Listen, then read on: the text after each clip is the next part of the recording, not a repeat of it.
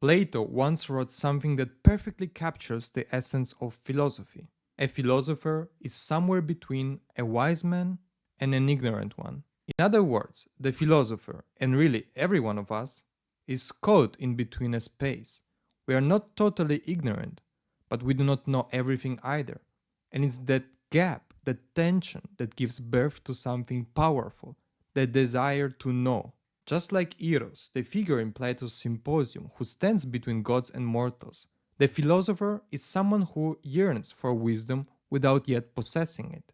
That yearning, that love for knowledge, is where the word philosophy comes from. Philo and Sophia, literally, love of wisdom. But today, philosophy is often misunderstood. Many see it as an abstract, impractical, even arrogant, a discipline that's only respected when it serves science or technology.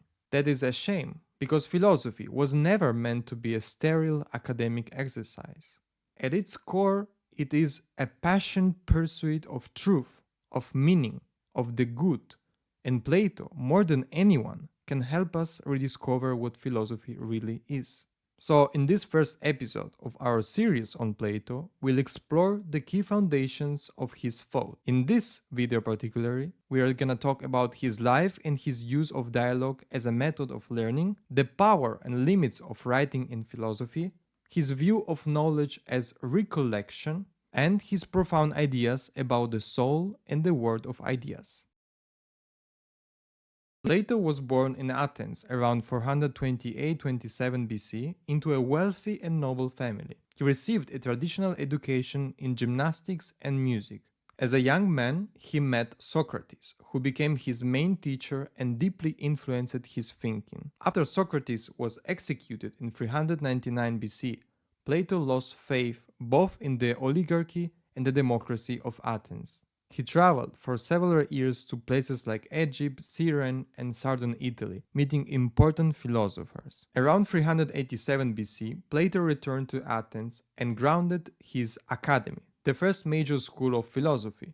The academy became an important center of learning, attracting many students. Plato visited Syracuse in Sicily to try to teach philosophy to the rulers, but political tensions and betrayals made this effort fail. He was even imprisoned for a time, but managed to escape and return to Athens, where he taught until his death in 348-47 BC. Plato's philosophical ideas were mainly expressed through dialogues, written conversations between characters, often led by Socrates. His works are usually divided into three: early dialogues focused on Socratic questioning, the middle dialogues developing his own theories like in the Republic, and the late dialogues, more structured, with less focus on Socrates. His final and longest work is The Laws. Some letters are also attributed to him, especially the seventh letter, which gives personal insights into his life and his attempt to combine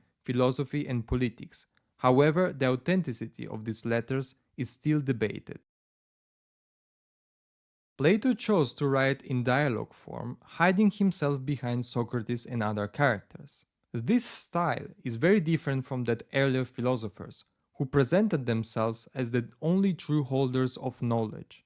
Plato believed, especially in the Phaedrus and the seventh letter, that writing could not fully replace real philosophical discussion, which happens face to face through questions and answers. For him, this true form of philosophy could only happen at the academy, the school he grounded, inspired by the way apprentices learn directly from the master craftsman. In this view, written text could only serve as an introduction, not a replacement for real learning. Plato thought that the true knowledge requires time and gradual understanding. Books, on the other hand, can fall into anyone's hand, even those not ready, causing misunderstandings. In Phaedrus, for example, he criticized writing for leading to forgetfulness, since it encourages people to rely on external sources rather than memory, and because a written text cannot answer questions, always repeating the same thing. For Plato, true knowledge must be written in the soul, not in a book. Still, Plato did not reject writing completely. Even with its limits, writing could help by reminding people of philosophical ideas, correcting wrong ideas about philosophy, and encouraging readers to come to study at the academy. The dialogue form was the best way to keep written philosophy close to the lived discussions of the school.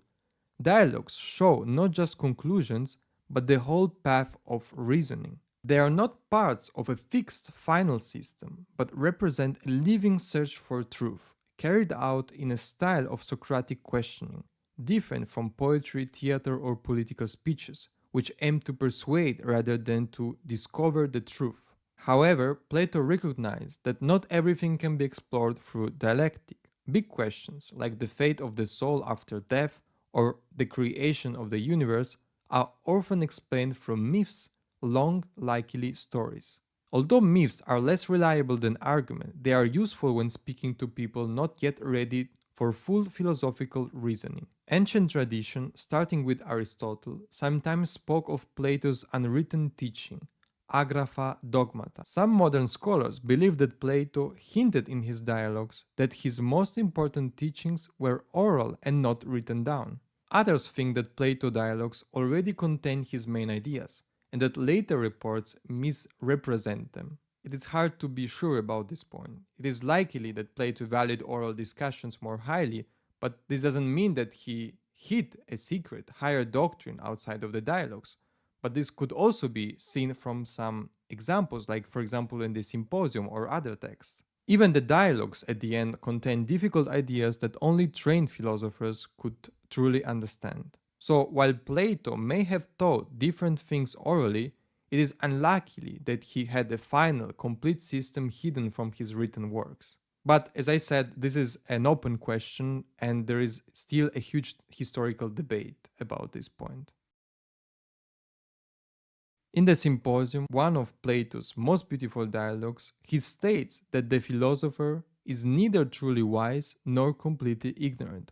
Only the gods are truly wise. Those who are wise do not seek knowledge because they already possess it, and the ignorant do not seek it because they don't even realize they lack it. The philosopher stands between these two extremes. He desires and searches for the knowledge he does not yet have. This idea builds on the image of Socrates found in Plato's early dialogues. Socrates does not claim to know, but he knows that he doesn't know, and thus he begins the search for wisdom. The essential attitude of the philosopher is eros, or love. Like the god Eros, the philosopher is born of poverty because he lacks of knowledge, and poros, the ability to seek and find. Here, Plato often uses the metaphors of a journey or a hunt to describe philosophy. Thus, philosophy isn't, contrary to what the sophists claim, a simple transfer of knowledge from someone who knows to someone who doesn't, like pouring liquid from a full container into an empty one. The purpose of Plato's school wasn't this kind of transmission. So, what was it? Greek medicine in the 15th century BC introduced the idea of diet, a way of life balancing food, physical activity to maintain health. Plato borrowed this model to describe the philosophical life. But instead of dietary rules, he spoke of a diet of the soul, aiming to harmonize patience and intellect by placing the patients under the control of reason. Dialectic, the method of reasoning through the dialogue, was seen as an exercise that strengthens the intellect. But what nourishes the soul? According to Plato, these are the methemata, the subjects of study, including virtue itself. The question of whether virtue could be taught had been debated by sophists and by Socrates. Plato thought that historical city and its politicians could not truly teach virtue. After all, Athens condemned Socrates, the best of all men. For Plato, true virtue must be based on knowledge of the true good, not on emotions or pleasures. In Gorgias, for example, Plato argued that good and pleasure are not the same.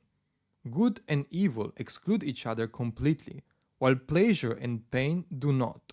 You can feel both at the same time, like when drinking water to relieve thirst. Therefore, good cannot be identical to pleasure. Many things can be called good, but the true good for humans concerns the soul, like health concerns the body. In this sense, philosophy is a kind of a medicine for the soul. But where can this knowledge that heals the soul be found? Not in the city, but in the philosophical school. Yet, first, it is necessary to understand what does it mean to learn and how is learning possible at all. Plato presents a paradox in one of his dialogues, the Meno. If you already know something, you don't need to search for it. If you don't know it at all, you wouldn't know where to start. So, how is learning even possible? Plato answers, learning is actually remembering something that the soul already knows from a past life. At birth, we forget this knowledge, but it remains hidden inside us. Philosophical questioning is meant to reawake this forgotten knowledge. Learning becomes possible through dialogue, questions, and answers. In the same dialogue, the Meno, Socrates shows this with a slave boy who, though ignorant of geometry, is led through questioning to rediscover correct answers himself. This process is called anamnesis or recollection. It is based on the idea that reality is a unified whole with all parts connected. Remembering one part can help uncover the others, and this is the tool for this causal reasoning, which reveals stable relationships between parts of knowledge. In the same dialogue, the Meno, Plato defines true knowledge, or episteme, as the ability to explain why things are true by showing their causes. This distinguishes knowledge from mere opinion. While a correct opinion can lead to good actions, only knowledge can explain and justify itself. Therefore, for Plato, true learning is not about inventing knowledge, but about recovering it through reasoned inquiry. Plato argues that the things we perceive through our senses, the objects of the physical world, cannot be true subject of science. Because these objects are always changing, they lack the stability that science requires. Real science must deal with things that are always true and unchanging. However, this doesn't mean that the senses are useless. In the Phaedo, Plato says that the senses can help trigger the process of recollection, anamnesis, through which we remember true knowledge. For example, we can see objects that seem equal, but none of them are perfectly equal. This makes us think of the equal itself, something perfect and unchanging, unlike the things we see. Plato calls this the idea, a word that originally means form or appearance. However, ideas cannot be seen with the eyes, they can only be understood with the mind. This is connected to the theory of recollection. Sensing imperfect objects reminds the soul of perfect ideas, helping us realize how far the physical world falls short. For instance, whenever we call something beautiful, it is only because we already have within us the idea of beauty. Beauty itself is not something we create from experience, but something we already know and use to judge the world. In his early dialogues, Plato shows Socrates searching for definitions, asking what is, for example, X, where X could be beauty, justice, and so on. For Plato, answering this means discovering the relevant idea, like the idea of beauty or justice. The idea is then universal. Many different objects may be called beautiful or just, but they are only imperfect examples of the perfect idea. A beautiful person or a beautiful pot are not beauty itself, they are reflections of it. Ideas exist at a higher level than physical objects. While physical things are born, change, and die, ideas always stay the same. Therefore, physical things are copies or imitations of ideas. For example, when a carpenter builds a bed, he shapes the wood by following the model of the idea of bed, whether consciously or not. But for Plato, the idea is not just something in the carpenter's mind. It exists independently, whether or not anyone thinks of it. Ideas are also the true causes of things. To explain why an object or living being is the way it is, we must explain the purpose it serves, and the purpose is embodied in the corresponding idea. In his dialogue Phaedo, Plato distinguishes between a true cause and a mere condition. For example, if we ask why Socrates stays in prison, one answer could be that his body is made in a way that allows him to sit still. But this only explains the conditions, not the real reason. The real cause is Socrates' decision based on his belief that staying is the right thing to do. Indeed, Socrates was condemned by the city and he was offered the possibility to escape by his friends, but he decided to stay in prison because he thought this was the right thing to do. This kind of explanation, looking for the why in terms of purpose, is called final or teleological. Plato also uses the existence of ideas to argue for the immortality of the soul. If learning is really remembering knowledge from before birth, the soul must have existed before the body. And because it can understand eternal, unchanging ideas, the soul itself must also be eternal. If the soul were mortal, it would be just another physical thing and could not know the eternal ideas. Furthermore, because the soul gives life, it participates in the idea of life and therefore cannot admit its opposite, the idea of death. Just as the number 3, by being odd, cannot become even, so the soul, by being alive, cannot die. In another famous dialogue, the Phaedrus, Plato gives another proof. Whatever moves itself is immortal. And on the contrary, anything that is moved by something else would stop moving if the cause stopped. Only what moves itself is truly independent, and so it must be ungenerated and immortal. Since the soul moves itself, it must be eternal and indestructible. What is the relationship between a philosopher searching for ideas or true science and the city in which they live? Socrates' death forced his followers to face the problem of philosophy's role in the society. Should a philosopher stay away from the city? In his dialogues, Plato often shows Socrates as someone people mock because he doesn't engage in politics. In the Phaedo, Plato presents the philosopher as someone who separates from the body and is desirous to better focus on non-sensible objects, namely the ideas. If the body is like a tomb for the soul, then the philosopher's life is a preparation for death, as the soul, freed from the body, can access the ideas. This doesn't mean that people should commit suicide, of course, but it suggests rather on the contrary that in our living life we should begin the process of the knowledge and getting closer to the true ideas. Love, as shown in the symposium, helps in this journey, guiding from appreciating physical beauty to understanding the idea of beauty itself. The philosopher's true place seems then to be outside the city, focusing on intellectual work. In an unjust city, they cannot get involved in the politics, which is about the struggle for power. But philosophy can be completely separated from society. From this point of view, Socrates could be seen as the true politicians, healing souls by freeing people from ignorance and injustice. To understand this healing role, Plato needed to find a model for a just city. In such a city, philosophy would not be on the sidelines, but would have an essential role.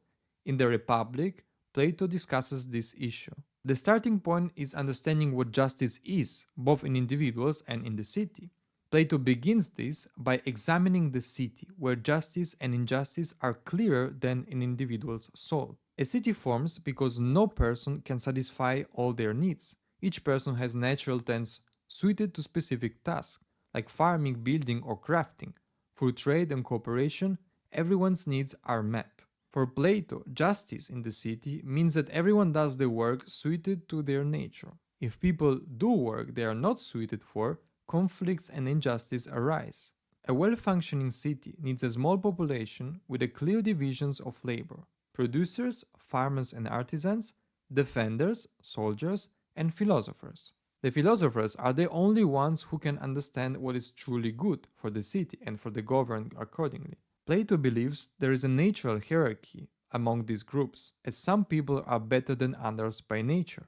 To explain this, he introduces a myth, a noble lie, that compares citizens to the metals: gold for rulers, silver for soldiers, and iron for producers. Everyone must possess justice, doing the work suited to their nature, and temperance, accepting that governance should be left to those who are suited for it. Philosophers should lead the city because only they have the knowledge to govern properly, and the reason is that they don't seek power, as their true interest is in philosophy itself.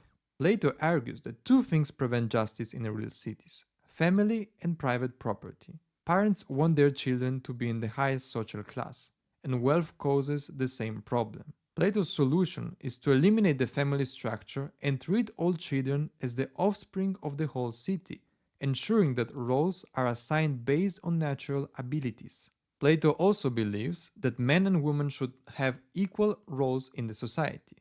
Women can be warriors and rulers if they have the necessary skills. Similarly, the rulers and soldiers should not own private property. They will live off the city's resources.